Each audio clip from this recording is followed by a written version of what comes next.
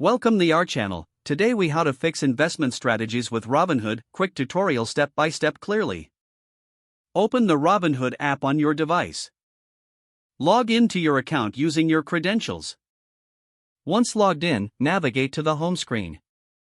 Tap on the Explore icon located at the bottom of the screen. In the Explore section, select Investing. Scroll down to find Investment Strategies. Tap on Investment Strategies to access various options. Choose an investment strategy that fits your financial goals. Review the details and recommendations provided for that strategy. Tap on Start Investing to proceed with the selected strategy. If applicable, set your investment amount and frequency. Confirm your selections to execute the investment.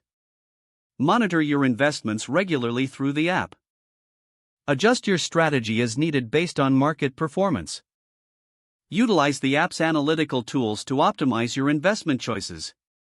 Consider diversifying your portfolio for better risk management. Stay informed about market trends and news that can impact your investments. Leverage educational resources available in the app for further learning. Evaluate your performance at regular intervals to refine your strategy. Make adjustments as necessary to align with changing financial goals. If the page does not load, refresh the browser or try again in a private or incognito window. Make sure you are using the correct email address, then retype it carefully to avoid small typos.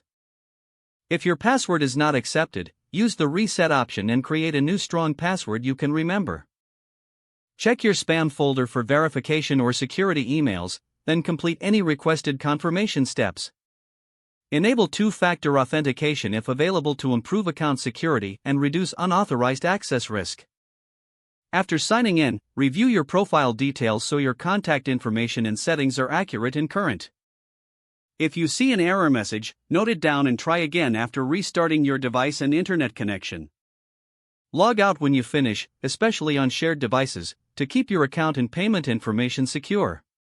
If the page does not load, refresh the browser or try again in a private or incognito window.